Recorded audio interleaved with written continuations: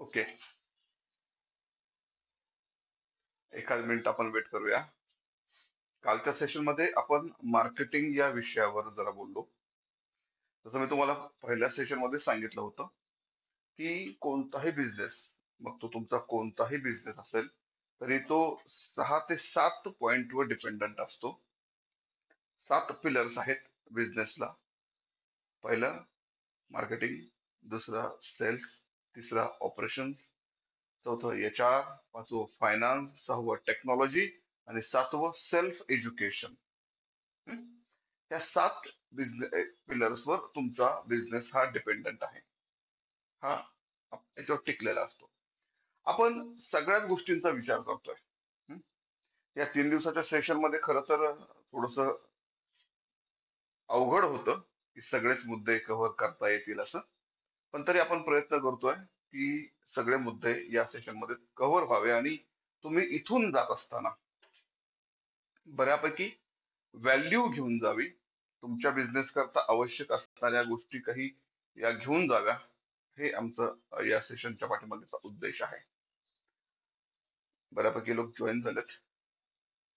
अजून एखाद मिनिट आपण वेट करू, काही लोक जॉईन करतील.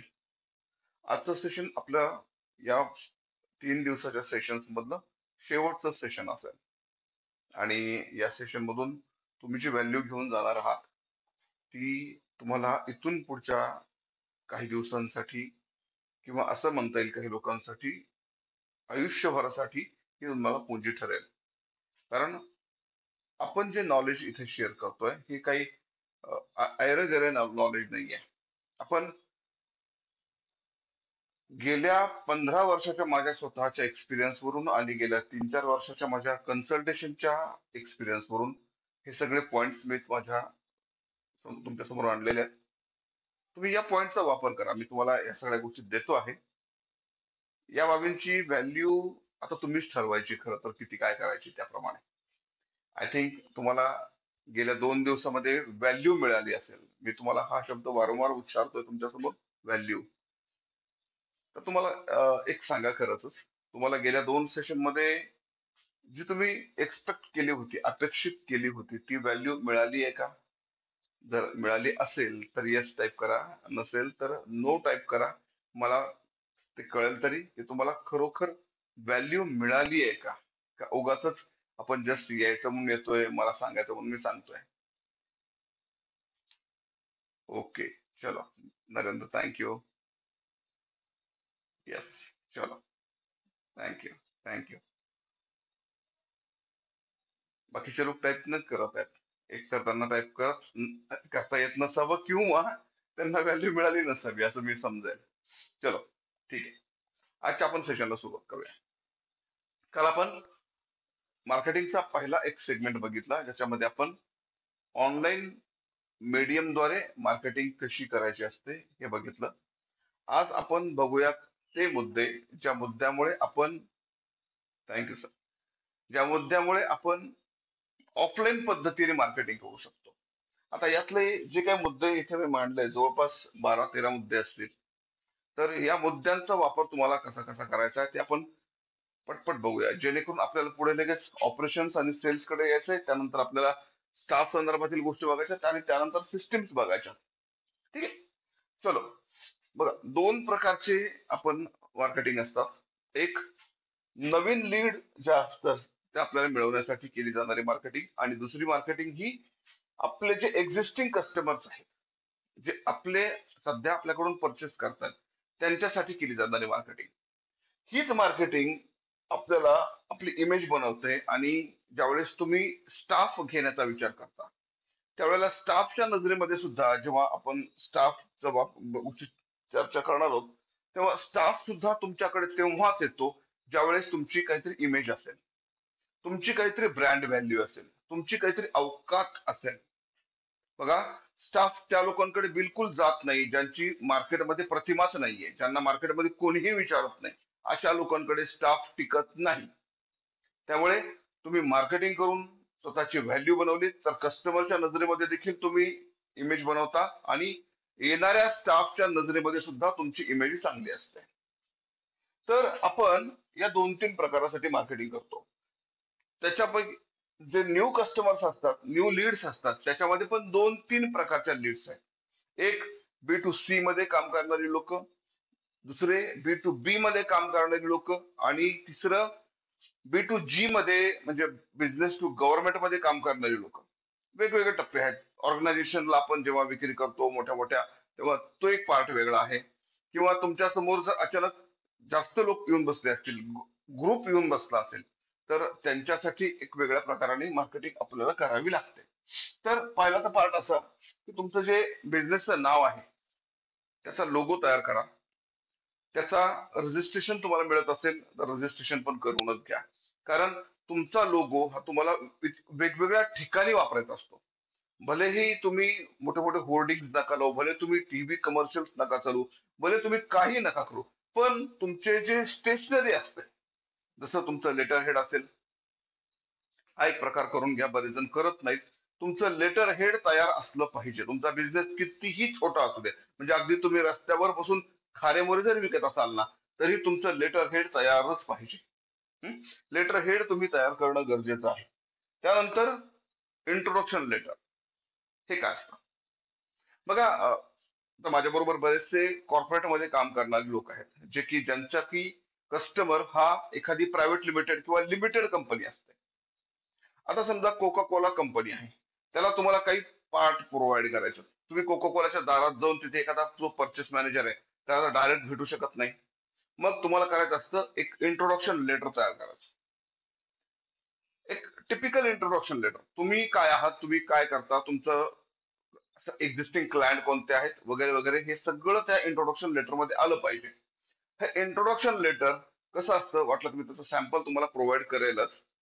पण इंट्रोडक्शन लेटर तयार करायचं जेणेकरून तुम्हाला, समजा एखादी कंपनी आहे, ज्या कंपनीला तुम्हाला सप्लाय करायचा, तुम्हाला वेंडर म्हणून रजिस्ट्रेशन करायचं आहे. एक तर तुम्ही वेंडर म्हणून रजिस्ट्रेशन केलं की त्यानंतर पुढचा टप्पा येतो त्यांना तुमचं इंट्रोडक्शन लेटर मेल करणे. आता माझ्याकडे एक दोन असे विद्यार्थी आहेत जे की सीसीटीव्ही सप्लाय करतात. सोसायट्यांना द्यायचे सीसीटीव्ही, माझा सोसायटीची मेल ऍड्रेस असतो. मग अगोदर इंट्रोडक्शन लेटर, आम्ही कोण आहोत, आम्ही काय आहोत, आमच्याकडे कोणत्या प्रकारचे लायसन्सेस आहेत, हे सगळं इन्फॉर्मेशन द्यायची असते पहिल्या टप्प्यात. तर त्यामुळे तुमचं इंट्रोडक्शन लेटर तयार पाहिजे. ठीक. हे झालं B2B क्लायंटसाठी तयार होईल.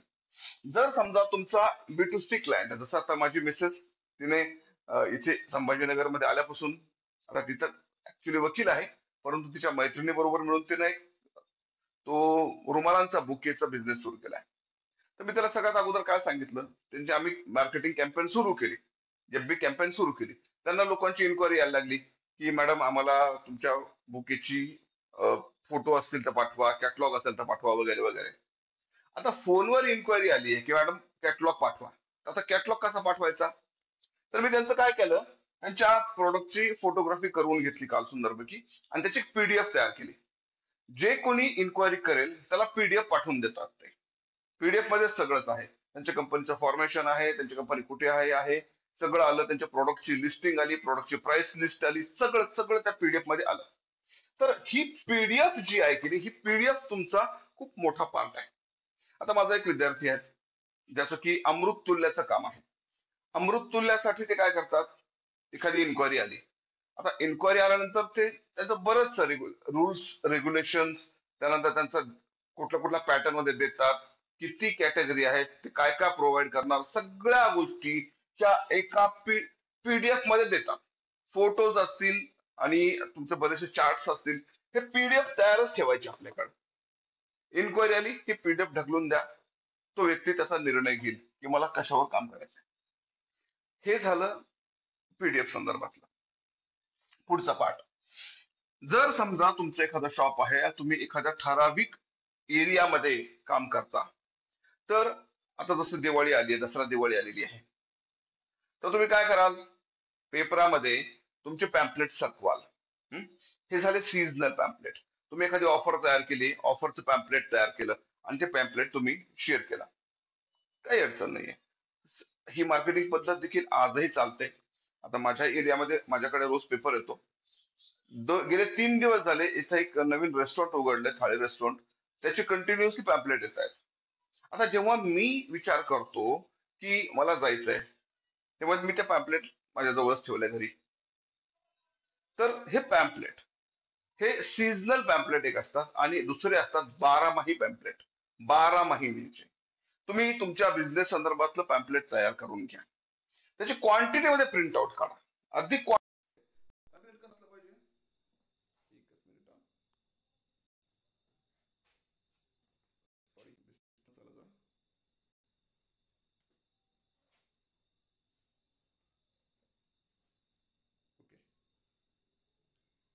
ओके, ओके सर, मी असाल लाईनवर तर ओंकार सरांना फोन करा. ठीक. तर तुमचं 12 माही पॅम्पलेट असलं पाहिजे.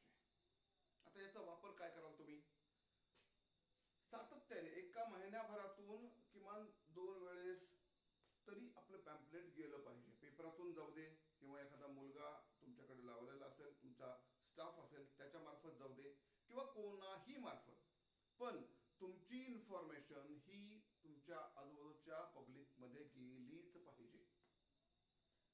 12 माही पॅम्पलेट तुम्ही जर बल्क मध्ये छापून घेतले, आणि पॅम्पलेट कसं असलं पाहिजे ते पण सांगतो. खूप जण काय करतात, स्वस्तामध्ये ब्लॅक अँड व्हाईट पॅम्पलेट छापून घेतात. नको. काही जण काय करतात, अगदी पत्रवाळ्यासारखे सिंगल कलर पिवळा धमक पेपर असतो, त्याच्यावर काळ्या शाईमध्ये पॅम्पलेट असतं. नको. आपल्याला पॅम्पलेट पाहिजे आपल्या लायकीनुसार, 4 कलर मध्ये, A4 साईज मध्ये किंवा A8 साईज मध्ये तुमचं पॅम्पलेट असलं पाहिजे. त्याच्यावर तुमचा ऍड्रेस, तुमच्या प्रोडक्टची माहिती, तुमच्या सर्व्हिसेसची माहिती, प्लस तुमचा QR कोड. ही गोष्ट लिहून घ्या. QR कोड इथं मी लिहिलंय.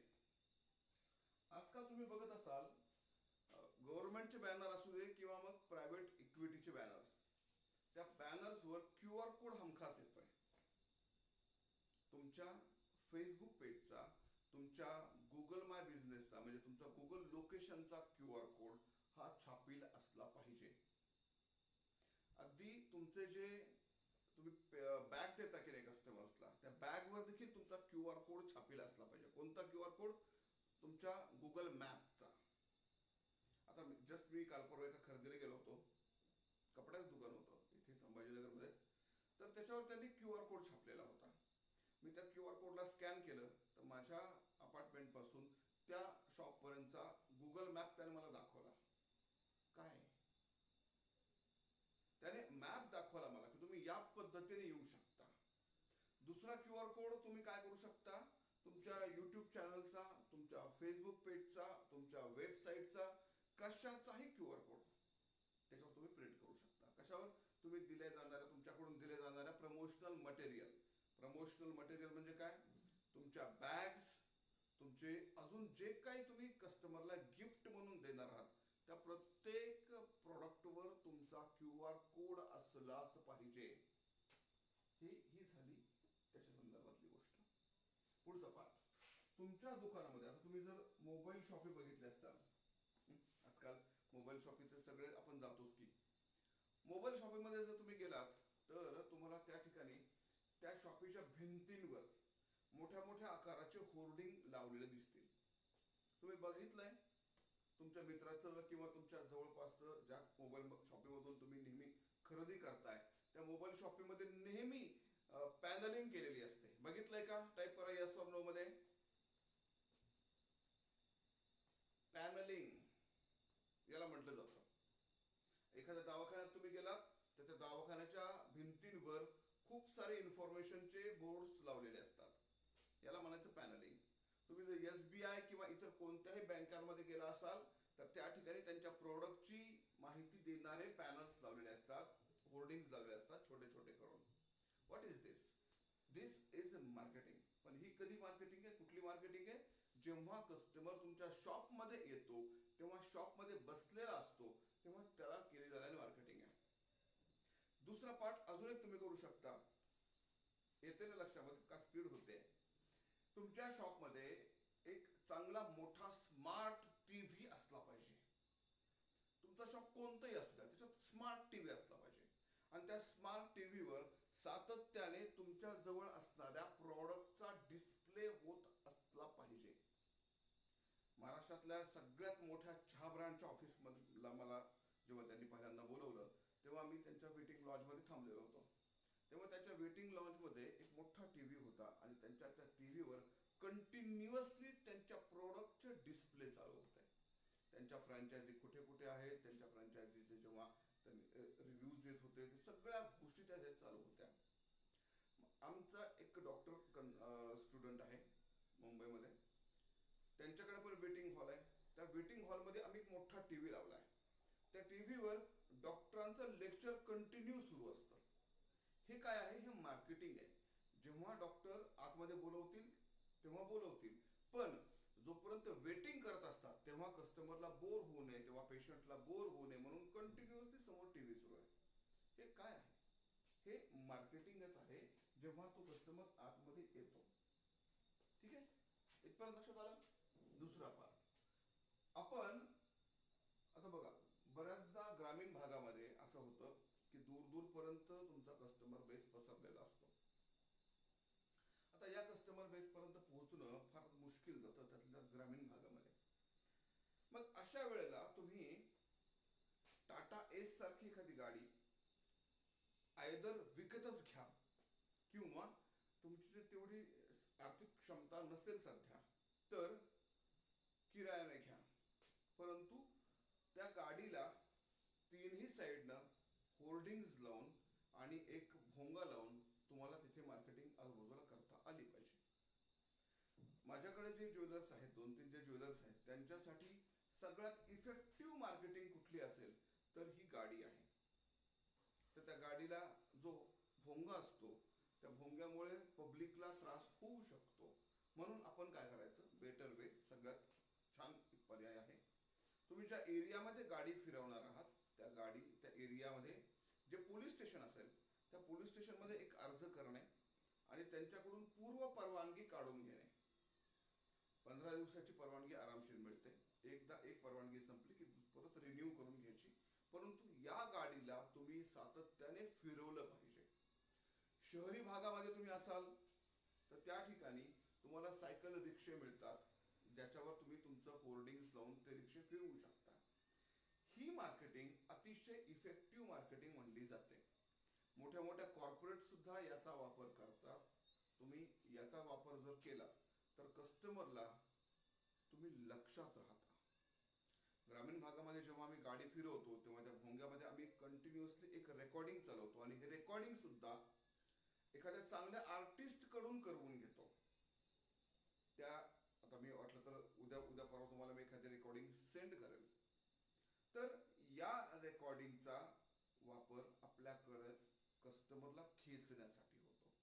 थोडी महागडी मार्केटिंग ऍक्टिव्हिटी आहे, पण याचा वापर फार चांगल्या रीतीने होतो. यातून खूप सारा कस्टमर तुमच्यापर्यंत आरामशीर पोहोचतो. त्या गाडीबरोबर तुम्ही पॅम्पलेट डिस्ट्रीब्युशन देखील करू शकता. आता तुम्ही म्हणाल सर थोडं खर्चिक आहे. हो, थोडं खर्चिक आहे, परंतु याचा ROI जो येतो की नाही, ROI म्हणजे रिटर्न ऑन इन्व्हेस्टमेंट, ती चांगली आहे. बघा, एक असतो ROI आणि दुसरी एक असतो COI. तर COI म्हणजे काय, ही टर्म तुम्हाला मराठीमध्ये तर कोणीच नाही सांगणार. COI म्हणजे कॉस्ट ऑफ इनॅक्शन. तुम्ही एखादी गोष्ट, आमच्यासारखा कोच जेव्हा सांगतो की ही गोष्ट करा, आपण काय विचार करतो, जाऊ दे सरांनी सांगितले पण ते फार महागड आहे, जाऊ दे काहीच करायचं नाही. त्या जे काहीच न करणे याला म्हटलं जातं इनॅक्शन. काहीच न करणे, कृती न करणे, आणि याची तुम्हाला बिअर करावी लागते कॉस्ट. आमच्यासारखा कोच जेव्हा सांगतो एखादी गोष्ट केली पाहिजे, आपण ती नाही करणार. डॉक्टरांनी सांगितलंय की तुम्हाला जी औषधं लिहून दिली आहेत त्या औषधाचा कोर्स करावा लागेल, आणि आपण म्हणतो डॉक्टरांना काय कळतंय, नका काही घ्यायचं नाहीये. मग काय होईल, जखम वाढेल, दुखणं बरं होणार नाही, आणि ते दुखणं नंतर मग खूप मोठं रूप धारण करेल. म्हणून ज्या गोष्टी करायच्या असतात त्या करायच्याच असतात. तिथे आपण पैसा वाचवून काहीही मिळवत नाही. इथे लक्षामध्ये, तर ही कॉस्ट जी असते की नाही, कॉस्ट ऑफ इनॅक्शन खूप जास्त असते. ह्याचा पश्चाताप होतो आपल्याला, मी का बरं कृती केली नाही. तर ते करू नका, घ्या ह्या गोष्टी. पुढचा पार्ट, आता बघा, आता सध्या सुरू आहे सप्टेंबर महिना. पुढचे 6 महिने, ऍक्च्युली 5 महिने ऑक्टोबर, नोव्हेंबर, डिसेंबर, जानेवारी, फेब्रुवारी हे 5 महिने जे आहेत ते थंडीचे महिने आहेत. या काळामध्ये पाऊस नसतो, या काळामध्ये ऊन पण नसतं खूप. तर या काळामध्ये काय असतात, खूप सारे एक्सपो असतात तुमच्या गावामध्ये. तुमच्या आजूबाजूला खूप सारे एक्सपो भरतील. तुमच्या आजूबाजूला एक्सपो असतात का? राजकीय पक्ष भरवतील, काही संस्था भरवतील, खूप साऱ्या गोष्टी, खूप सारे लोक एक्सपो भरवतील. आता या एक्सपोचा किंवा प्रदर्शनांचा, व्यावसायिक प्रदर्शनांचा उपयोग होतो का? तर होतो. आमचा एक विद्यार्थी आहे जो की मशिनरी सप्लाय करतो. तर तो आता सध्या धुळ्याच्या एका एक्सपो मध्ये गेलेला आहे. त्याच्या बिझनेसला उभारी भेटलीच एक्सपो मधून. म्हणून तुम्ही जर B2B मध्ये कस्टमर शोधत असाल तर तुम्ही एक्सपो मध्ये, प्रदर्शनामध्ये सहभाग घेतलाच पाहिजे. याच्याशिवाय तुम्ही चांगल्या कस्टमर पर्यंत पोहोचूच शकत नाही. मग त्या एक्सपो मध्ये आता काही काही तर असे आहेत माझे विद्यार्थी जे 2-2 लाख रुपये फक्त जागेसाठी घेतात आणि 2-2 लाख रुपये त्या एक्सपो मधला तुमचा जो सेटअप असतो त्याचं इंटिरियर करायला घालवतात. विचार करा, किती महागडी गोष्ट आहे. पर्याय नाहीये त्याला. एक्सपो मध्ये गेल्याशिवाय आपण कस्टमर पर्यंत पोहोचत नाही. म्हणून तुम्ही ह्या एक्सपो मध्ये पण जात राहा. पुढचा पार्ट, टेलिकॉलर. माझ्याकडे सध्याचे 10-20 लोक जे माझ्याकडे कन्सल्टेशन मध्ये आहेत, जेवढे शॉप आहेत किंवा जेवढ्या संस्था आहेत किंवा जेवढे कंपन्या आहेत, त्या प्रत्येक कंपनीमध्ये, मग तो छोटा ज्वेलर असू दे किंवा हेल्मेट शॉप असू दे किंवा एखादी फ्रँचायझी मॉडेल असू दे किंवा कोणी असू दे, प्रत्येकाकडे आम्ही टेलिकॉलर कंपल्सरी केलाय. का कंपल्सरी का करायचा टेलिकॉलर? तर ही टेलिकॉलर जी असते ती आपल्या कस्टमर बरोबर आपलं कम्युनिकेशन सुरू ठेवते. जेव्हा तुम्ही एखादी फेसबुकला ऍड कॅम्पेन चालवता तेव्हा तिथे लीड येत असतात. तुम्ही गुगलला ऍड चालवता तिथून लीड येत असतात आणि त्या लीडला आपल्याला संभाषण करायचं असतं. आता तुम्ही प्रत्येक वेळेला सगळे कामं एकटेच कराल तर ते होणार नाहीये. म्हणून एखादे लेडीज टेलिकॉलर, मी बोलतो काय बोलतोय, लेडीज टेलिकॉलर तुमच्या बरोबर कायम असू द्या. भले मग ती वर्क फ्रॉम होम करत असू दे, काही हरकत नाहीये, पण तुमच्या बरोबर लेडी टेलिकॉलर असलीच पाहिजे. त्या टेलिकॉलर बरोबर काय असतं, तुम्ही तिला काय काय करू शकता, काय काम काय मध्ये होऊ शकतात, आपण पुढे बघूया. पण ही असलीच पाहिजे. हा एक प्रकार मी आताशा करतो आहे, मोमेंटो. हा पण एक मार्केटिंगचा प्रकार आहे. कसा आहे तो सांगून देतो. मोमेंटो म्हणा किंवा प्रमोशनल मटेरियल म्हणा. बघा, तुम्ही एखाद्या शॉपमध्ये जाता, त्या शॉपमध्ये जो ओनर असतो शॉपचा, त्याच्याकडनं तुम्ही समजा एखादा दागिना खरेदी केला, तो तुम्हाला गिफ्टमध्ये एखादी घड्याळ देतो. त्या घड्याळीमध्ये त्याचं नाव असतं XYZ ज्वेलर्स. तुम्ही ती घड्याळ आणता, महागडी असते, घरात लावता. तुमच्या घरातल्या चांगल्यातल्या चांगल्या ठिकाणी लावता. तुम्ही तुमच्या घरातली ती प्रीमियम स्पेस त्याला दिली की नाही. समजा त्याने तुम्हाला कॅलेंडर दिलं, 2x2चं चांगलं ऑफिस कॅलेंडर दिलं. त्या कॅलेंडरची कॉस्ट त्याला 35 रुपये पडली आहे आणि त्या कॅलेंडरची साईज आहे 2 फूट बाय 2 फूट. आता मला सांगा, तुम्ही कॅलेंडर आणलं 2x2 फूट म्हणजे 4 स्क्वेअर फूट, त्याला 35 रुपयाला पडलंय आणि तुम्ही ते कॅलेंडर आणून घरात लावलं. तुमच्या घरातल्या तुम्ही काय अडगळीच्या खोलीत तर कॅलेंडर लावणार नाहीये. कुठे लावणार आहात? बेडरूम मध्ये, हॉलमध्ये किंवा अजून कुठेही. पण तुम्ही त्या कॅलेंडरला एकदम चांगली जागा देताय. म्हणजे तुमच्या घरातली 2 square foot by 2 square foot जागा, 4 स्क्वेअर फूट जागा तो व्यक्ती 35 रुपयात घेतोय वर्षभरासाठी. मला सांगा, 35 रुपयासाठी प्रीमियम लोकेशन मधली 4 स्क्वेअर फूट जागा महाग आहे का? सांगा येस और नो. 35 रुपयामध्ये 4 स्क्वेअर फूट प्रीमियम जागा चांगली आहे का वाईट आहे? तुम्ही सांगू शकता येस और नो मध्ये. चांगली आहे? उत्तर द्याल येस और नो. त्याने समजा तुम्हाला घड्याळ दिली, त्या घड्याळामध्ये काहीतरी आहे. तुमची घड्याळ 12 महिने तुमच्या घरात आहे. 12 महिने त्याची मार्केटिंग, स्वस्तामध्ये मार्केटिंग होते. तुम्ही एखादा मोमेंटो तयार ठेवा. तुमच्या दुकानामध्ये, तुमच्या ऑफिसमध्ये एखादा HNI क्लायंट आला, हाय नेटवर्कवाला, तुम्ही त्याला मोमेंटो गिफ्ट केला, तुम्ही त्याला शाल श्रीफळ दिलं, सत्कार केला, त्याचा फोटो काढला. आता फोटो काढला, त्याचा वापर तुम्ही सोशल मीडियाला पोस्टिंग करायला करणार, प्लस त्याला तुम्ही एक मोमेंटो द्याल, एक 70-80 रुपयाचा.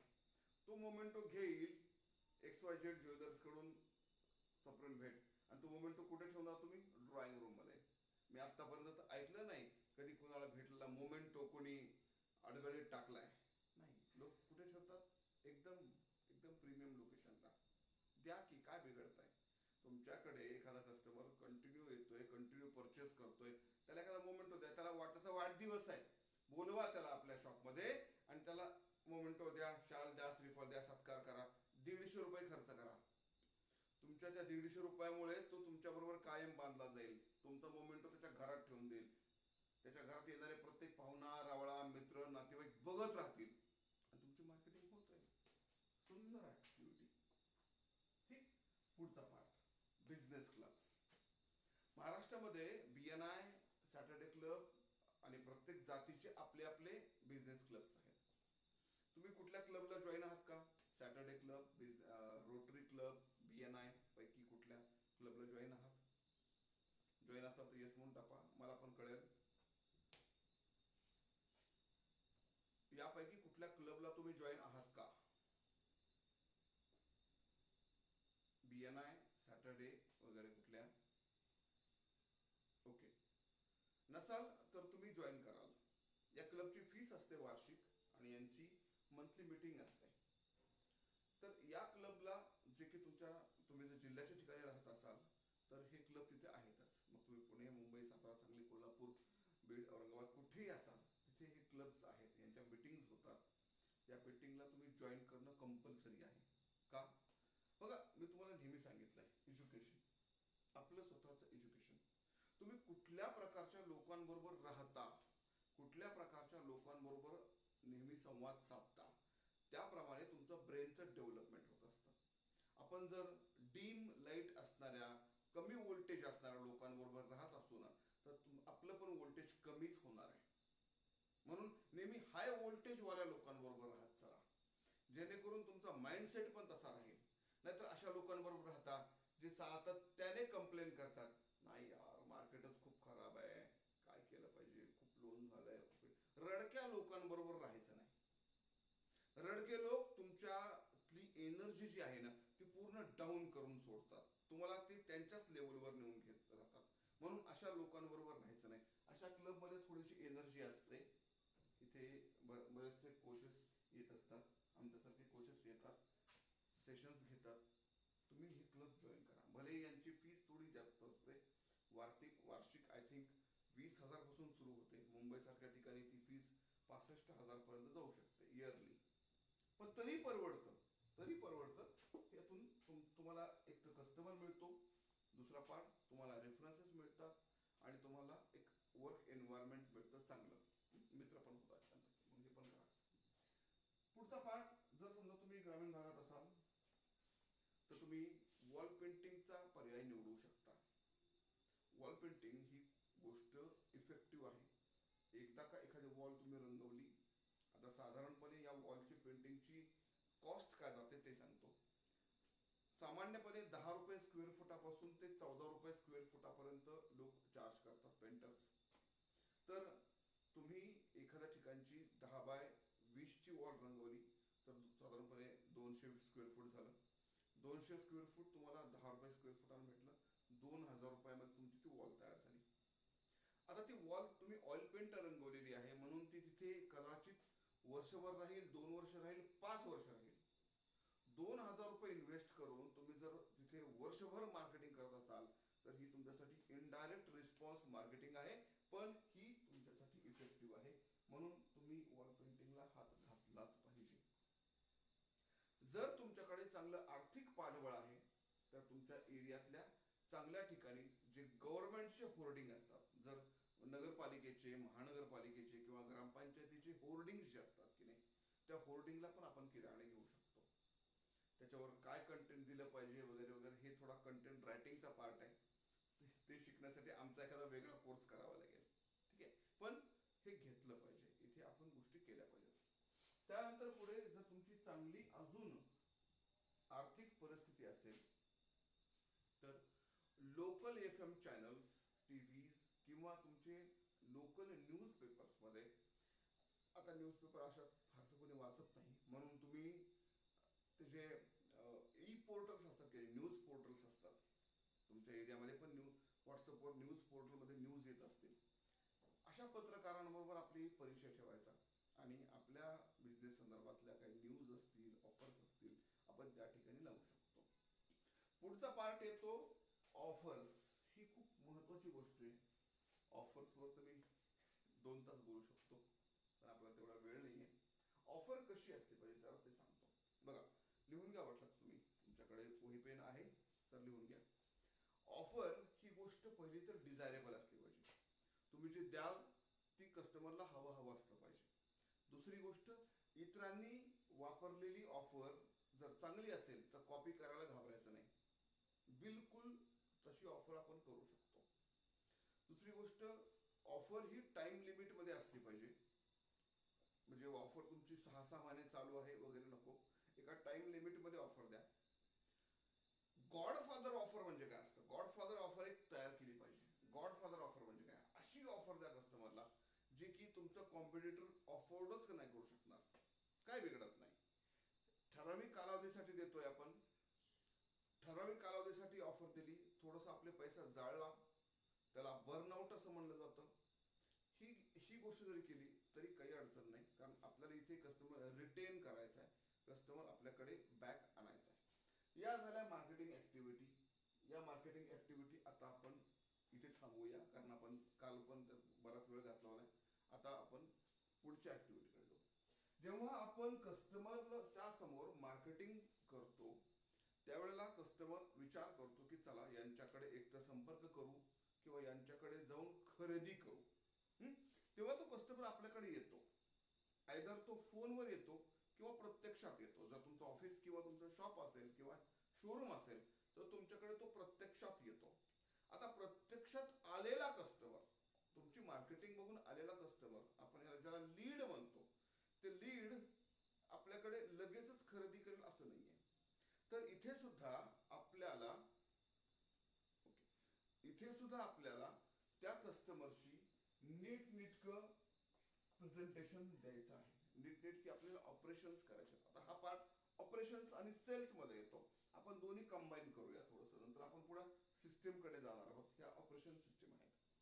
तर पहिली ती गोष्ट, महाराष्ट्रीयन माणसाचा प्रॉब्लेम असा आहे की तो आपल्या कस्टमरला देव मानतो. कस्टमर इज गॉड असं म्हणतो. बघा, देव तुम्हाला कदाचित माफ करेल, but customer is a king, always a king. आपण कस्टमरसाठी रस्त्यावर बसलेलो आहोत.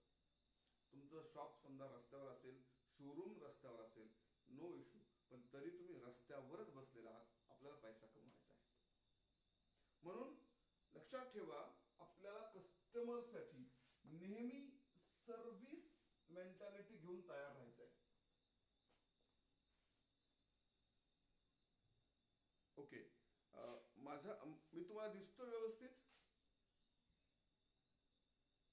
वायफायचं कनेक्शन वीक झालं असेल कदाचित. मी तुम्हाला दिसतो व्यवस्थित? सांगा, प्रत्येक जण टाईप करून सांगू शकता येस और नो. माझा आवाज तुम्हाला क्लिअर येतोय? मी तुम्हाला क्लिअर दिसतोय? ओके, ठीक आहे, ठीक. चलो मॅडम, तुमच्याकडे काही इश्यू असेल नेटवर्कचा, माझं वायफाय तर चांगलं आहे कनेक्शन. चलो ठीक आहे. तुम्हाला आयदर वे आता काही अडचण असेल तर तुम्ही रेकॉर्डिंग पाहू शकता. रेकॉर्डिंग देईल असेल. चलो, आपल्याला एक मेंटॅलिटी ठेवायची, सर्व्हिस मेंटॅलिटी. आपण इथे माती खातो. बघा कसं आहे, आपण कस्टमरसाठी आहोत. आपण रस्त्यावर बसलोय, इन्व्हेस्टमेंट करून बसलोय, मार्केटिंग करून टाकली आहे, पण इथे आल्यानंतर कस्टमर जर आपल्या गाढवपणामुळे जात असेल तर माझ्याकडे जे लोक कन्सल्टेशनला येतात ना, त्यांच्याकडे मेजॉरिटी प्रॉब्लेम हाच आहे की सर आमची मार्केटिंग चांगली आहे, किंवा आम्ही जेव्हा त्यांचं मार्केटिंग मसल स्ट्रॉंग करून देतो तेव्हा लोक कस्टमर त्यांच्याकडे येतात सुद्धा, लीड्स त्यांच्याकडे येतात सुद्धा, पण त्यांना लीडला कन्वर्ट नाही करताय. बघा, लीड आणणं हा वेगळा पार्ट आहे, लीडला कन्वर्ट करणं हा वेगळा पार्ट आहे. आणि कन्वर्ट करणं हे तुमच्यावर किंवा तुमच्या स्टाफच्या स्किलवर डिपेंड करतं. आता तुम्ही म्हणाल सर आम्ही तर व्यवसाय करतोय, आम्ही सगळ्या गोष्टी करतो, पण कस्टमरला नेहमी फुकटच पाहिजे, फुकट भावातच पाहिजे. नाही, कस्टमरला फुकट भावात नाही पाहिजे, कस्टमरला फ्री पण नाही पाहिजे. कस्टमरला काय पाहिजे? कस्टमरला प्रोफेशनल सर्व्हिस पाहिजे, कस्टमरला नॉलेज असणारा सेल्स पर्सन पाहिजे, कस्टमरला त्याच्या गोष्टी समजून घेऊन विक्री करणारा कस्टमर पाहिजे. या लोकांना तुमच्याकडून फुकट काहीच नाही पाहिजे. तुम्ही जर असा विचार करत असाल की नाही नाही कस्टमर नेहमी डिस्काउंट डिस्काउंट मागतो, नाही, कस्टमर डिस्काउंट मागत नाही. आपल्याकडचं कधी कधी प्रोडक्ट नॉलेज कमी पडतं किंवा आपलं त्यांच्याबरोबरचं जे बिहेवियर आहे तिथे आपण कुठेतरी माती खातो. हे आपल्याला करायचं नाहीये. आपल्याला कस्टमरला टू द पॉइंट सर्व्हिस द्यायची आहे. तुम्ही कुठल्या पण चांगल्या शोरूम मध्ये जाऊन बघा, मी तुम्हाला नावं सांगेन. तुम्ही कधी ज्वेलर्स मधल्या PNG कडे जाऊन या, तुम्ही कधी KFC ला जा, तुम्ही कधी मॅकडॉनल्ड्सला जा, तुम्ही कधी चांगल्या फ्रँचायझी मॉडेलच्या शॉपमध्ये जा तिथे, किंवा तुम्ही कधी थोड्या बहुत चांगल्या स्टार हॉटेलमध्ये किंवा रेस्टॉरंटमध्ये जा. त्या ठिकाणी तुम्हाला सगळ्यात एक वेगळेपण दिसून येईल, ती म्हणजे त्यांची सर्व्हिस. तिथे गेल्यानंतर ते तुम्हाला एखादा राजासारखं ट्रीटमेंट देतात. यस, 5 स्टार का आहे? 5 स्टारचे रेट एवढे जास्त असून सुद्धा लोक तिथे का मरतात, कडमडतात, तिथे जाऊनच बसतात का? Service, to the mark service, reason असते. म्हणून तुम्ही तुमच्या शॉपमध्ये आलेल्या कस्टमरला जर अप टू मार्क सर्व्हिस दिली, आल्यावर त्याला स्माइल द्या, त्याला बसायला चांगली चेअर द्या, शॉपमध्ये जाळी जळमट ठेवू नका, स्वच्छता ठेवा एकदम चकाचक करून, 5S मेंटेन करा. आता 5S म्हणजे काय असतं तर स्वतंत्र वेगळा विषय आहे, तुम्ही 5Sचा व्हिडिओ बघू शकता. तर 5S मेंटेन करा, स्वच्छता मेंटेन करा, क्लीनलीनेस मेंटेन ठेवा. जर समजा तुमची पॉसिबल असेल, आर्थिक परिस्थिती असेल, तर पूर्ण शॉप टोटल AC करून टाका. ऑफिस असेल AC करून टाका. का? तर त्या ठिकाणी बसून तुमच्या बरोबर कस्टमर कम्युनिकेट करणार आहे. त्याला उकाडा होत असेल तर तो नाही पाहिजे. कस्टमरला आल्या आल्या प्रयत्न करा, एखादी छोटी बॉटल तुमच्या दुकानामध्ये नेहमीच असू द्या, छोट्या बॉटलचा बॉक्स 300 ml किंवा 500 ml बॉटल असलीच पाहिजे. किती कॉस्टिंग आहे त्याची? 3.5-4 रुपये कॉस्टिंग येते. बॉक्स ठेवा. कस्टमरला सगळ्यात अगोदर पाणी, दुसरा पॉट सगळ्यात अगोदर चहा. चहा दिल्यानं होतं असं की त्याचा डोपामाइन सिक्रेट होतं, तो खुश होतो. तुम्ही म्हणाल सर एवढं कुठे वेळ असतो? नाही, वेळ काढा. तुमच्या कस्टमरला तुम्ही चहा दिलाच पाहिजे. हे दिल्यानं त्याच्यामध्ये एक डोपामाइन नावाचा हार्मोन सिक्रेट होतं आणि तुमचा जो पुढचा जो प्रवास आहे, तुमचा जो पुढचा व्यवहार आहे, त्या 1 कप किंवा अर्धा कप चहामुळे चांगला होऊ शकतो. तर ती गोष्ट आपल्याकडे असली पाहिजे. पुढचा भाग, आपण जेव्हा कस्टमर आपल्याकडे येतो मार्केटिंग केल्यामुळे, तर आपल्यासमोर येऊन बसतो आणि विचारणा करतो की सर आम्हाला XYZ गोष्ट पाहिजे, किंवा कस्टमर तुम्हाला फोनवरच विचारणा करतो की सर आम्ही तुमची ही जाहिरात बघितली होती, आमची ही गरज आहे. आता मार्केटिंगला खर्च केलाय आपण, वेट करतोय कस्टमर कधीतरी यावा याची, आणि कस्टमरचं चाहूल आपल्याला लागलेली आहे. इथे काय गडबड होते ते समजून घ्या. इथे गडबड अशी होते की आपण घाईमध्ये त्या कस्टमरला सगळ्या गोष्टी फाडफाड फाडफाड सांगून टाकायला लागतो. हे आहे सर, हे आहे सर, फीचर्स आमच्या प्रोडक्टचे फीचर्स हे आहेत, तुम्हाला बेनिफिट हा होईल वगैरे वगैरे ब्ला ब्ला ब्ला सगळं सांगायला लागतो. त्याची इथे बघा, ऍक्च्युली हे प्रेझेंटेशनचा एक पार्ट पूर्ण ऍक्च्युली विशेष वेगळा आहे. आपलं जे YouTube चॅनल मी तुम्हाला दिलेलं आहे, ग्रुपवर लिंक शेअर केली, त्याच्यामध्ये मी बरेचसे व्हिडिओ याच्यावर डिटेलमध्ये टाकलेले आहेत, तुम्ही ते बघू शकता. आणि बघा, मला चॅनल सबस्क्राईब करा वगैरे म्हणायला आवडत नाही खरं तर, ते तुमच्याच नॉलेजसाठी टाकलेले आहेत, ते बघून घ्या. तर तुम्हाला पहिला पार्ट असा करायचा आहे ऍज अ कन्सल्टंट, एका कन्सल्टंट सारखं. एखाद्या मित्रासारखं. बघा, मी तुम्हाला सेल्समॅन बना म्हणत नाहीये, तुम्ही त्याचा मित्र बना, तुम्ही त्याच्यासाठी कन्सल्टंट बना, त्याचं भलं कशात आहे ते बघा आणि त्या प्रकारे त्याला प्रेझेंटेशन करा. याच्यासाठी तुम्हाला काय करावं लागेल, त्याची चौकशी करावी लागेल थोडीशी, त्याची गरज काय आहे ते जाणून घ्यावं लागेल. स्वतःचा स्वार्थ जो आहे ना 2 मिनिटासाठी बाजूला ठेवा. तुम्ही म्हणाल सर आपण नफा कमवायला बसतोय इथे आणि आपण स्वार्थ बाजूला ठेवून कसं चालणार, ठेवावं लागेल. कारण तुम्ही जर स्वार्थ बाजूला ठेवला नाही तर तुम्ही घाई कराल, तुमच्या चेहऱ्यावरती घाई दिसेल आणि ती घाई त्या कस्टमरनं जर सेन्स केली तर तो तुमच्याकडून खरेदी करणार नाही. इतकी मार्केटिंग करून आपल्या दारात आलेला कस्टमर तुमच्या गाढवपणामुळे वापस जाईल. घाई करू नका, काही हरकत नाही. कस्टमरला गरज असते, मार्केटमध्ये इतर ऑप्शनकडे तो जाईल, पण जर तुमची ट्रीटमेंट, तुम्ही त्याला दिलेली ट्रीटमेंट जर चांगली असेल तर तो तुमच्याकडून खरेदी करण्याची क्षमता वाढते.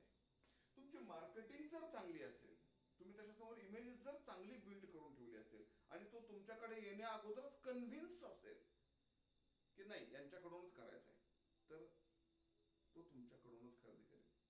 याच्यासाठी तुम्हाला काय करावं लागतं, ह्यासाठी थोडी प्रॅक्टिस करावी लागते, थोडं ट्रेनिंग घ्यावं लागतं, प्रत्येक गोष्टीवर डिटेलमध्ये काम करावं लागतं. आमच्यासारखे कोच तेच करतात, तेच शिकवतात.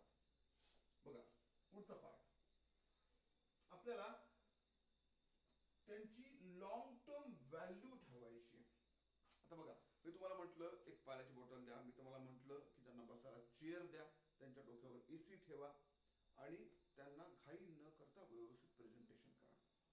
हे प्रेझेंटेशन करताना तुम्हाला प्रोडक्टचं नॉलेज, तुमच्याकडे असणाऱ्या प्रोडक्टचं नॉलेज वैयक्तिक तुम्हाला आणि तुमच्या स्टाफला असणं अत्यावश्यक आहे. कारण मी तुम्हाला पूर्वी पण सांगितलंय, आजचा जो कस्टमर आहे ना तो थातूर मातूर सेल्समन कडून खरेदी करायला बसलेला नाहीये.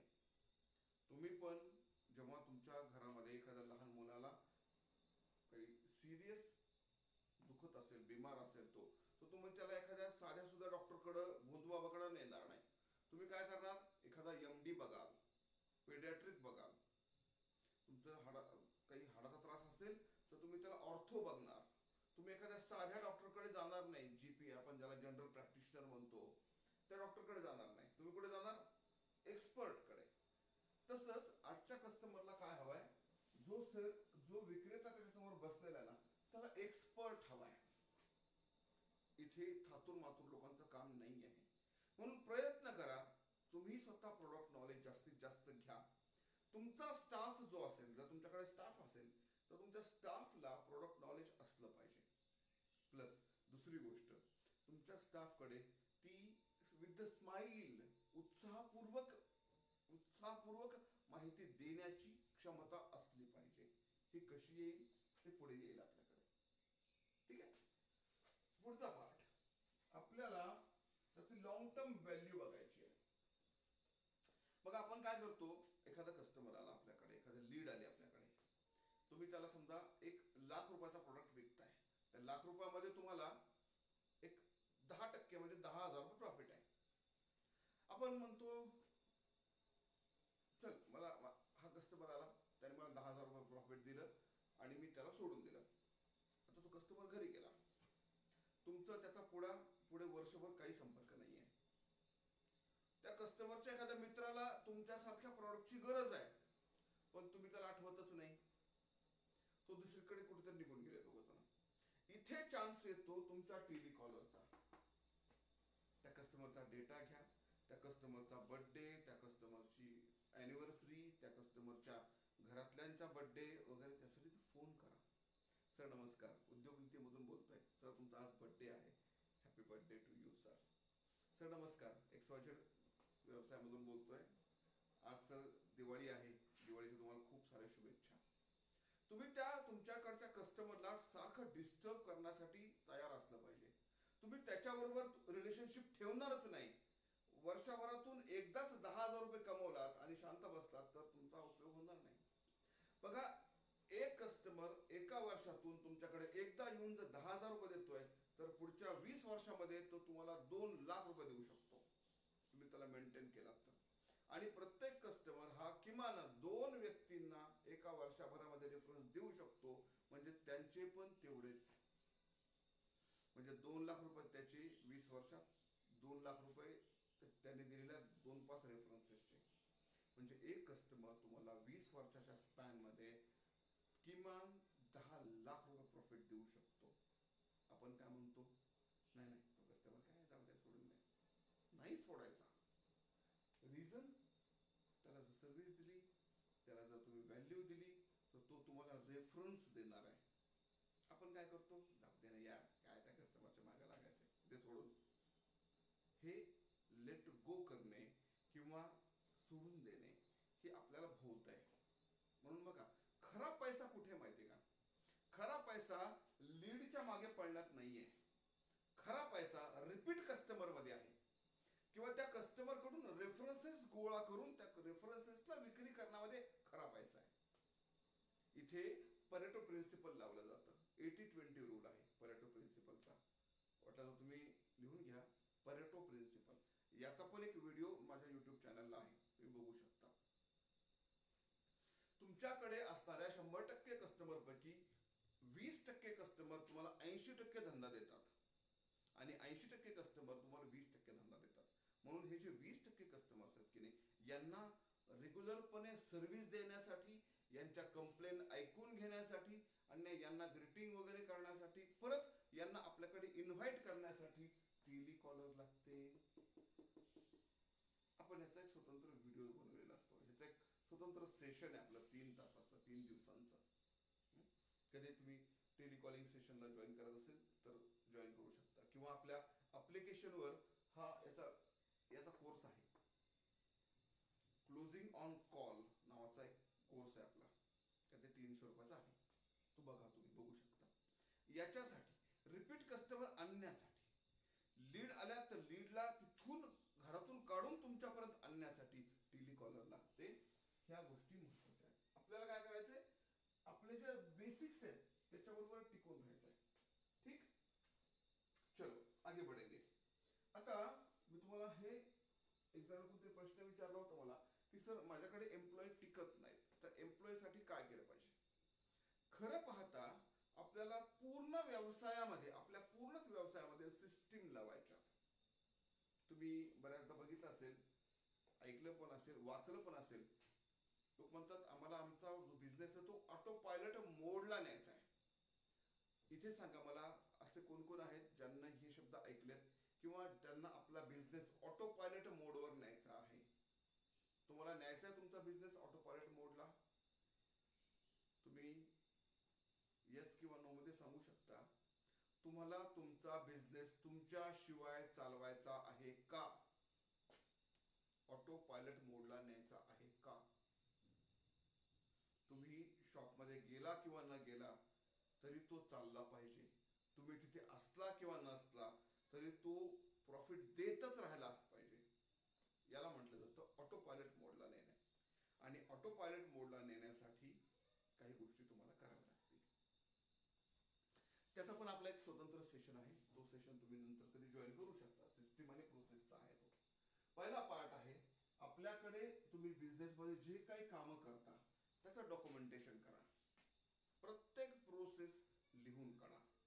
बघा, फ्रँचायझी मॉडेल मध्ये असं केलं जातं. आता मी अनेक फ्रँचायझी करता कोच आहे.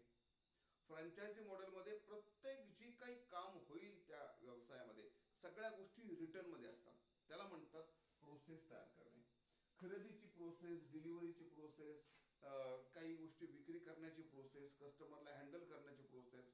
एखादा प्रोडक्ट तयार करत असेल, जसा चहा आहे, तर त्या चहा तयार करता कसा केला जातो याची प्रोसेस रिटर्न असतात. किती लिटर दूध घ्यायचंय, किती त्यामध्ये पावडर टाकायची, किती साखर टाकायची, किती वेळ उकळायचा आहे, टायमर लावलेला असतो, किती वेळ उकळायचा आहे, आणि मग तो कसा सर्व करायचा आहे, कशा कपात द्यायचा आहे, सगळ्या गोष्टी लिहिलेल्या असतात. तसं तुम्हाला तुमच्या बिझनेस मध्ये सगळ्या गोष्टी लिहाव्या लागतील. त्या कोणकोणत्या सिस्टीम्स आहेत ना, इथं पुढे घेतो मी, ठीक आहे, ह्या लिहाव्या लागतील. तर या प्रोसेस लिहून तयार होतात सिस्टीम्स. त्या सिस्टीम्स पुढे जाऊन बनतात स्टँडर्ड ऑपरेटिंग प्रोसिजर्स, आणि त्याच्या पुढे आपण आपल्या स्टाफला देऊ शकतो चेकलिस्ट. आता ह्या सगळ्या गोष्टी खूप डीप आहेत. आम्ही आमच्या त्या कन्सल्टेशनमध्ये जे लोक आहेत त्यांना सगळ्या गोष्टी करून घेतो, पण फक्त तुमच्या माहिती असाव्यात म्हणून तुम्हाला सांगतो इथे की आपल्याला प्रोसेसमधून सिस्टीम्समधून परत चेकलिस्टपर्यंत यायचं असतं. ह्या एकदा का तुम्ही आलात की तुम्ही तुमचा बिझनेस ऑटोमेट सहज करू शकता, पण त्याच्यासाठी लागतात सिस्टीम्स. आता सिस्टीम्स काय असतात, आपण थोडक्यात त्या सिस्टीमकडे जाऊ. जसं मी तुम्हाला सांगितलं की जर समजा आपण मार्केटिंग केली नाही तर आपल्याकडे कस्टमर येईल का? आता तुम्ही बघितलंय, ऐकलंय की कस्टमरला हँडल करण्यासाठी, कस्टमरला सगळ्या गोष्टी आपल्यापर्यंत बोलवण्यासाठी त्याला ऍटलिस्ट बोलवणं तर गरजेचं आहे ना. तर हे कसं केलं गेलं पाहिजे, म्हणजे तुम्ही फेसबुक कॅम्पेन किती वेळा चालवणार, तुम्ही गुगल कॅम्पेन किती वेळा चालवणार, तुम्ही कुठल्या ठिकाणी होर्डिंग लावणार, तुम्ही गाडी कुठे फिरवणार, कधी फिरवणार, कशी फिरवणार, त्याचा रेट काय असला पाहिजे, सगळ्या गोष्टी लिहिलेल्या असतील ना तर त्याला म्हणायचं मार्केटिंग सिस्टीम. पुढचा पार्ट येतो कम्युनिकेशन सिस्टीम. तुमच्या शॉपमध्ये आलेल्या कस्टमरला तुम्ही कशा प्रकाराने बोलणार आहात. तुम्ही बघा, तुम्ही जर कधी रिलायन्स डिजिटलला जा, तुमच्या आजूबाजूला कुठे रिलायन्स डिजिटल असेल ना तर तिथे जा. मी माझे बरेचसे गॅजेट तिथनंच खरेदी करतो. गेल्या गेल्या तिथनं एक व्यक्ती दार उघडते, नमस्कार सर, कम्युनिकेशन पहिलं. आतमध्ये जातो, एखादा व्यक्ती तुम्हाला रिसिव्ह करतो आणि त्यानंतर तो तिथे आपल्याला एखाद्या काउंटरला घेऊन जातो. तिथे उभा असलेला सेल्समन पण आपल्याला ग्रीट करतो, सर नमस्कार, काय दाखवू. जर आपली परचेस झाली तर ओके, जर परचेस नाही झाली तर आपला डेटा ते लिहून घेतात आणि आपल्याला नंतर फॉलोअपसाठी कॉल करतात. आपली कम्युनिकेशन सिस्टीम ही तगडी असली पाहिजे, तगडी. आपण कस्टमर बरोबर बोलायला नीटनेटकं करत नाही, त्यामुळे आपला पार्ट नीटनेटका होत नाही. त्यानंतर पुढचा पार्ट येतो कस्टमर हँडलिंग. बघा, कस्टमर नाराज का होतो, एखादे लीड आपल्याकडून मार्केटिंग करून आपल्या दारात येते, आपल्या शॉपमध्ये आपण त्यांना बोलवतो, परंतु इथे आल्यानंतर बऱ्याचदा त्याचं मिसहँडलिंग होतं. एकतर त्याच्याकडे दुर्लक्ष होतं किंवा त्यांच्याबरोबर नीटनेटकी ट्रीटमेंट केली जात नाही. तर आपल्याला त्या कस्टमर बरोबर कसं वागायचंय याच्या SOPs असल्या पाहिजेत. याच्या अगोदर प्रोसेस लिहून घ्या, नंतर त्याला त्या प्रोसेसला व्यवस्थित सेट करा आणि तुम्ही असा किंवा तुमचा स्टाफ असा, तुमच्या घरचे कोणी असा, त्या कस्टमरला त्याच प्रकारे हँडल केलं गेलं पाहिजे, हे लिहून घ्या.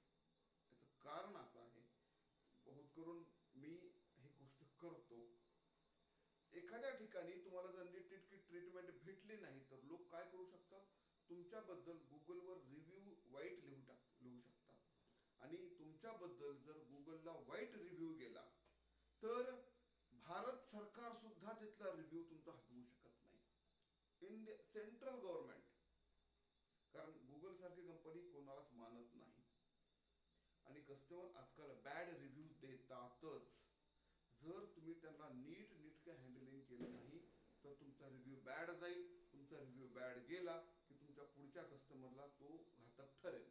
म्हणून रिव्ह्यू मध्ये आपण चांगलं ठरण्यासाठी कस्टमरला हँडल कसं करायचंय हे आपण व्यवस्थित बघितलं पाहिजे. आपल्याला आपल्याकडे बिझनेसचं कल्चर तयार करायचंय. बघा, कल्चर बोलतो मी शब्द. आता समजा तुम्ही आहात, तुमच्याकडे स्टाफ आहे, तुम्ही सगळेजण वेगवेगळ्या ड्रेसमध्ये आहात, कस्टमरला चांगलं वाटेल का ते? नाही. तुम्ही बघा, शिस्त ही गोष्ट खूप महत्वाची आहे आणि डिसिप्लिन येतं जेव्हा तुम्ही तुमच्या स्टाफला एक ड्रेस कोड देता. तो स्टाफ तुमच्याकडे येतो त्यावेळेस त्याचा घरचा ड्रेस न घालून येता व्यवस्थित तुम्ही दिलेला ड्रेस कोड घालून येतो आणि सगळेजण तुमच्या शॉपमध्ये एकाच ड्रेसमध्ये दिसतात. आता पहिला तर पाठ आपण हे केला, आम्ही हे नेहमी करतो. त्यानंतर सगळेजण एका दिलाने काम करतात का, तर आपण इथे या स्टाफला आपण अशा प्रकारे ट्रीट केलं असतं. कसं केलं असतं बघा, पहिला तर पार्ट, ज्यांना ज्यांना स्टाफ बद्दल अडचण आहे त्यांनी समजून घ्या. स्टाफला तुम्ही नेहमी जेव्हा घेता, हायर करता, त्यावेळेला आपण काय करतो, अनुभवी स्टाफ पाहिजे. कशाला पाहिजे? फ्रेशर घ्या. फ्रेशर लोकांना तुम्ही काय करा, इंडक्शन मधून घालवा. इंडक्शन म्हणजे काय, इंडक्शन म्हणजे त्यांना आपल्याकडे जॉईन करून घेतल्यानंतर जी ट्रेनिंग दिली जाते त्याला इंडक्शन म्हटलं जातं. तुमच्याकडे असणारं प्रोडक्ट नॉलेज, तुमच्या शॉपमध्ये तुम्ही कशा प्रकारे वागवता कस्टमरशी वगैरे वगैरे, ह्या सगळ्या गोष्टी त्या नवीन घेतलेल्या एम्प्लॉईला शिकवा. याला इंडक्शन असं म्हटलं जातं. बघा, एखादा आमदार जेव्हा निवडून येतो की नाही, तो लगेचच विधानसभेत जात नाही. त्याला पुण्यामधल्या रामभाऊ म्हाळगी प्रबोधिनी नावाच्या संस्थेमध्ये पाठवलं जातं. तिथे त्याची 2 महिने ट्रेनिंग होते. आमदाराची ट्रेनिंग म्हाळगी प्रबोधिनीत होते. एखादा IPS IAS अधिकारी निवडून आलेला आहे, त्याची ट्रेनिंग मसुरीला होते. मसुरीला होते. त्याला 6 महिने तिथे ट्रेनिंग दिलं जातं. याला ट्रेनिंग का दिली जाते? याला इंडक्शन म्हटलं जातं. कारण तुमचं जे कल्चर आहे त्याला तो सेट झाला पाहिजे. म्हणून तर याची एक ट्रेनिंग सिस्टीम तयार करा. आता आमच्याकडे 2-3 बँक आहेत कन्सल्टेशन घ्यायला. तेव्हा आम्ही त्या बँकांमधल्या कर्मचारी जेव्हा घेतो त्यांना अगदी एक सिलेबस मधून घालवतो. 8 दिवस त्यांना पगारी ट्रेनिंग देतो. याला ट्रेनिंग सिस्टीम असं म्हटलं जातं. ह्याच्यासाठी आम्ही एक सिलेबस तयार केलेला असतो. कल्चरल सिलेबस, कोर सिलेबस, सगळे सिलेबस तयार केले जातात आणि त्याला ट्रेनिंग दिलं जातं. कारण ट्रेनिंग दिल्यानंतरच त्याला काय होतं, त्याला तो फिट बसतो आपल्या कल्चरमध्ये. विदाउट ट्रेनिंग तुम्ही घेतलात, तुम्ही म्हणाल सर आम्ही काय नाही, आम्ही एक्सपिरियन्स माणूस घेतलेला आहे. एक्सपिरियन्स माणूस एक तर तुम्हाला महाग पडतो. नंबर 1, तो त्याचा फिक्स माइंडसेट घेऊन येतो. तो बऱ्याचदा तुमच्याकडे आल्यानंतर नीटनेटकं वागत पण नाही. तो त्याच्या ॲटिट्यूड मध्ये राहतो. म्हणजे सगळे दुर्गुणच दुर्गुण. एखाद दुसरा एम्प्लॉई घ्या एक्सपिरियन्स, पण फ्रेशर घ्या, त्यांना ट्रेन करा. त्यांना ट्रेन करून तुम्ही तुमच्याकडे बोलू शकता. त्या कर्मचाऱ्याला कायमस्वरूपी ट्रेनिंग मधून तुम्ही नेहमी नेलं पाहिजे. आपण काय करतो, आपण कर्मचाऱ्यांना फक्त दाब दडप करून त्यांच्याकडून कामं करून घेण्याचा प्रयत्न करतो, प्रेशराईज करतो. नाही चालणार. आता आम्ही जेव्हा एखाद्या व्यक्तीला कन्सल्टेशन देतो तेव्हा त्याच्या स्टाफला पण आमचं ट्रेनिंग असतं.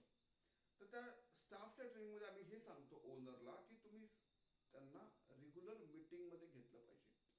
सकाळी एक मीटिंग जी आपण स्टँडअप म्हणतो, संध्याकाळी एक मीटिंग ब्लॅक बॉक्स म्हणतो, वीकली एक मीटिंग आणि एक मंथली मीटिंग.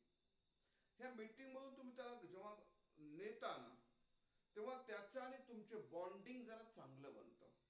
आणि बॉन्डिंग चांगलं म्हटलं की तो तुमच्याकडून जाण्याची विचार सुद्धा करत नाही. पण त्यासाठी तुम्हाला द्यावी लागेल त्याला एक चांगली सॅलरी, गुड सॅलरी. बघा, असं म्हणलं जातं तुम्ही जर शेंगदाणे दिलेत ना, भुईमुगाच्या शेंगा दिल्या ना, तर तुम्हाला माकडं मिळतील. आणि तुम्ही जर काजू दिले तर तुम्हाला माणसं मिळतील, कामं करतील असे. म्हणून तुमच्या स्टाफला नेहमी चांगली सॅलरी द्या. फ्रेशर घेतलाय, ट्रेनिंग दिलंय, चांगलं कल्चर दिलंय आणि त्याला चांगली सॅलरी दिली, त्याची मजाल नाही तुम्हाला सोडून जाण्याची. प्रॉब्लेम काय होतो, आपण इथे कुठेतरी कमी पडतो. आपण फक्त त्याला प्रेशराईज करतो आणि मग ते होत नाही. ओके सर, जरा सेशनला थोडं वाढवता येतील का बघा. आपण काय करतो, फक्त प्रेशर टाकून काम करायचा प्रयत्न करतो, होत नाही ते. आपल्याला प्रेशर टाकून काम नाही करून घेता येत. आपल्याला एम्प्लॉईला मोटिवेट करूनच त्यांच्याकडनं काम करून घ्यायचंय. त्याच्यासाठी तुम्हाला त्याची कंटिन्युअस ट्रेनिंग ठेवणं गरजेचं आहे. कारण विदाउट ट्रेनिंग काहीच होत नाही. सर्कशीमध्ये आजकाल प्राणी दिसत नाहीत, परंतु जेव्हा सर्कशीमध्ये प्राणी दिसायचे त्यावेळेला तिथल्या प्रत्येक प्राण्याला ट्रेनिंग दिलं जायचं, तेव्हा तो शिस्तीमध्ये काम करायचा. एम्प्लॉईचं तसंच असतं. तुम्ही फक्त मोटिवेशन देऊन किंवा त्याला प्रेशर करून त्याच्याकडनं काम नाही करून घेऊ शकत. You have to train them. आणि ट्रेनिंग देण्यासाठी वैयक्तिक तुम्ही पण ट्रेंड असला पाहिजे. कारण तुम्ही जर ट्रेंड नसाल, म्हणजे जर किटलीतच नाही तर कपात कुठून येईल, विहिरीतच नाही तर पोहरात कुठून येईल, तसं आहे हे. तुमची स्वतःची सुद्धा ट्रेनिंग झाली पाहिजे. ठीक, 2-3 गोष्टी अशा पण आहेत. तुमची स्वतःची एक डिलिव्हरी सिस्टीम तयार पाहिजे. तुम्ही कस्टमरला व्हॅल्यू कशी डिलिव्हर करणार त्याच्या बाबतीमध्ये सगळ्या गोष्टी सेट असल्या पाहिजेत. त्यानंतर तुमची इन्व्हेंटरी मॅनेजमेंट, फायनान्शियल मॅनेजमेंट ही पक्की असली पाहिजे. आपण जर आपल्या फायनान्शियल मॅनेजमेंटमध्ये गडबड करणार असो तर ती गोष्ट आपल्याला खतरनाक ठरू शकते. त्यामुळे फायनान्शियल्स बाबतीमध्ये नेहमी सेट राहा. बरेच लोक बघितलेत मी, ते महिन्याकाठी आपला परफॉर्मन्स रिपोर्ट काढत नाहीत. महिन्याच्या 1 तारखेला ते कुठे आपलं टार्गेट सेटिंग करत नाहीत. टार्गेट सेटिंग न केल्यामुळे काय अचीव करायचे, काय गोष्टी करायच्या ते त्यांना कळत नाही. का ह्या गोष्टी अशा होतात? कारण माहितीच नाहीये ना. तुम्ही जर महिन्याच्या 1 तारखेला टार्गेट सेटिंग नाही केली तर तुम्ही महिनाभर जे काही काम कराल ते गडबड होणार. पण हे शिकावं लागेल. हे शिकावं लागण्यासाठीच आमच्यासाठी कोच असतात. त्यामुळे तुम्ही या सगळ्या ज्या तुम्हाला सिस्टीम सांगितल्यात ना, ह्या सगळ्या सिस्टीम मधून गेला पाहिजे. आणि तुम्हाला ह्या गोष्टी कुठे शिकायला मिळतील? तर तुम्हाला याचा अभ्यास एकतर यूट्यूबला होईल, तुम्ही चांगल्या आमच्यासारख्या कोचेसचे ब्लॉग वाचा. जर तुम्हाला ऍक्च्युअल मध्ये थोडं पुढं जायचं आहे ना, तर आमच्यासारखे कोचेस ट्रेनिंग देतातच, कन्सल्टेशन देतातच. तुम्ही कोणाच्याही चांगल्या कोचचं, मी नाही म्हणणार माझं, कोणत्याही चांगल्या कोचचं किमान 90 दिवसासाठी कन्सल्टेशन घ्या. कारण काय असतं, जे अनुभव आहे तो अनुभव तुम्हाला पुढे नेतो, तुमचं नुकसान होण्यापासून वाचवतो. डेली तुम्हाला कम्युनिकेशन करायला मिळतं, त्यामुळे तुम्ही नुकसानीत जात नाही.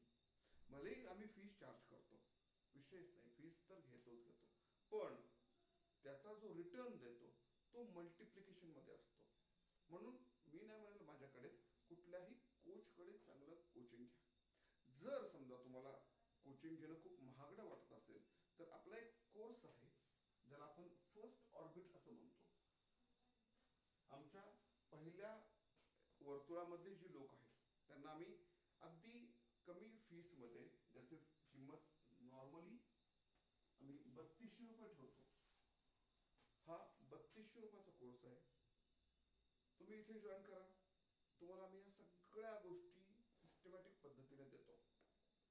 आता तुम्ही म्हणाल सर तुम्ही अपसेलिंग करताय. ऑब्विसली मी पण एक बिझनेस ओनर आहे, बिझनेस पर्सन आहे. मला माझ्या पण प्रोडक्टची नॉलेज देणं तुम्हाला गरजेचं आहे. परंतु जेव्हा तुम्ही 3200 रुपयाचा आमचा फर्स्ट ऑर्बिट जॉईन करता तर या गोष्टी आम्ही तुम्हाला देतो. हा भले रोज कम्युनिकेशन नाही होत, एक व्हॉट्सअप ग्रुप आहे, त्या व्हॉट्सअप ग्रुपमध्ये तुम्हाला जॉईन करून घेतात ओंकेश सर, आणि तिथे मी रोज असाइनमेंट देतो. तुम्ही माझ्याशी प्रत्यक्ष फोनवर पण बोलू शकता. ह्या 3200 मध्ये आम्ही पूर्ण 365 दिवस तुम्हाला सपोर्ट देतो. या गोष्टी तुम्ही करत असाल आणि या गोष्टी जर कराल तर तुमचा बिझनेस हा पूर्ण सिस्टमाइज होणार. या 3 दिवसाच्या सेशन मध्ये बघा, आतापर्यंत मी तुम्हाला जे हे बोर्डवर शिकवलंय किंवा ज्या गोष्टी दिल्या, या गोष्टी जर तुम्ही इमानदारीने, प्रामाणिकपणे जर इम्प्लिमेंट केल्या तर कुठलाही जगातली ताकद तुम्हाला सक्सेसफुल होण्यापासून रोखू शकत नाही. काय असतं, आपण थोडीशी स्वतःबरोबर बेईमानी करतो किंवा थोडंसं बेशिस्त वागतो, आणि ह्या बेशिस्त वागण्यामुळे आपलं नुकसान जास्त होतं. त्यामुळे तुम्ही थोडंसं शिस्तीत या, थोडंसं डिसिप्लिन मध्ये या आणि स्वतःच्या एज्युकेशनवर काम करा. जर तुम्हाला खरंच पुढे व्हॅल्यू हवी असेल तर आमचा फर्स्ट ऑर्बिट मी आग्रह करेन की जॉईन करा. यातून तुम्हाला फायदाच होतो. आजचं, कालचं आणि परवाचं सेशन, या तिन्ही सेशनच्या रेकॉर्डिंग तुम्हाला प्रोव्हाइड केलेल्या जातील. 2 सेशनच्या तर दिलेल्या आहेतच, आजच्या सेशनची रेकॉर्डिंग पण मी तुम्हाला देईलच. तर एकंदरीतच सेशन कसं वाटलं तुम्ही नक्की कमेंट करून सांगू शकता. येस और नो मध्ये सांगा, मी फार जास्त तुमचा वेळ पण घेणार नाही. तुम्हाला 3 दिवसाचे 3 सेशन्स व्हॅल्युएबल वाटलेत का, तुम्ही कमेंट करून सांगू शकता. आता आपण या सेशनला समाप्त करत आहोत. तुम्हाला 3 दिवसाच्या सेशन मधून व्हॅल्यू मिळाली आहे का हे तुम्ही कमेंट करून सांगू शकता. चलो, थँक्यू सो मच. तुम्ही या ठिकाणी आलात आणि या सेशनचा फायदा करून घेतला, त्याबद्दल तुम्हाला सर्वांचे धन्यवाद. हे सेशन आपण इथे संपवतोय. तुम्ही जॉईन झाल्याबद्दल परत एकदा तुमचे मनपूर्वक